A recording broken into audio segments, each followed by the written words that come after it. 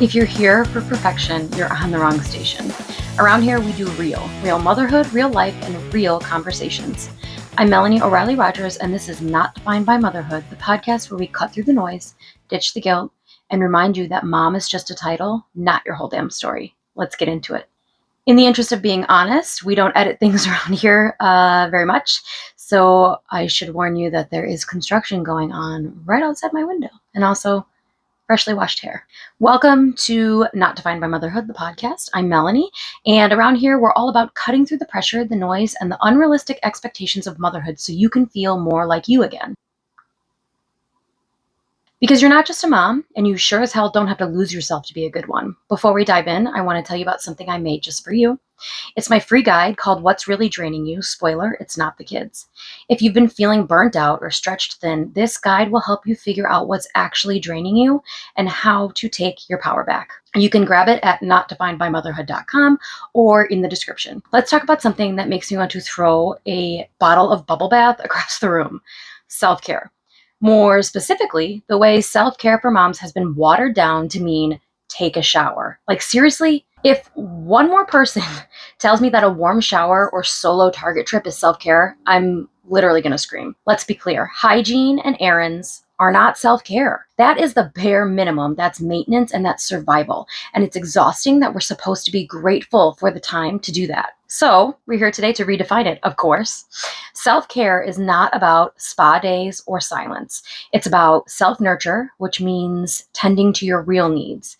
It's about checking in and asking, am I mentally overstimulated? Am I emotionally depleted? Am I creatively shut down? Then responding to that with something small and doable that helps you feel like yourself again. Here are some examples of what realistic self-nurture can look like. 5 minutes of breathing in your car before you walk back in the house. Saying no to that extra PTA commitment. Texting a friend who actually gets it, not one who will just say, oh, but it goes by so fast. Doodling, reading, or moving your body, not for goals or perfection, but just because it feels good. I always tell people I go to the gym for my brain, not my body. Asking for help without apologizing. It doesn't have to be big, it just has to be real. Let's be honest, moms are told from the jump that selflessness is the goal. So when you try to do something for yourself, you immediately feel guilty. You hear, well, you signed up for this, or they're only little once, or it won't always be like this. But those messages, they're just more unrealistic expectations, and they're keeping you from thriving. Here's how to actually build it into your life. Identify where you're most depleted. Emotional, physical, creative. This might be a very, very, very tough thing to pinpoint. Pick one small thing to try this week. Nothing huge, just one tiny thing for you, and protect it. Schedule it like it matters, because it does. Talk about it. Normalize real self-nurture in your circle.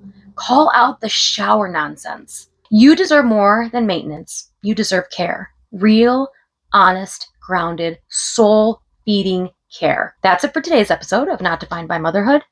Remember, mom is your title, not your whole damn story. Don't forget to grab the freebie linked in the description. And if you're ready for more support, email me at melanie@notdefinedbymotherhood.com to set up your free call. And I want to hear your story. Share it with me, because you're not doing this alone, and I guarantee your story can help someone else out there. I love to have friends on my podcast. Share this episode with a friend, hit follow, and I'll see you next time. And remember, you are not defined by motherhood.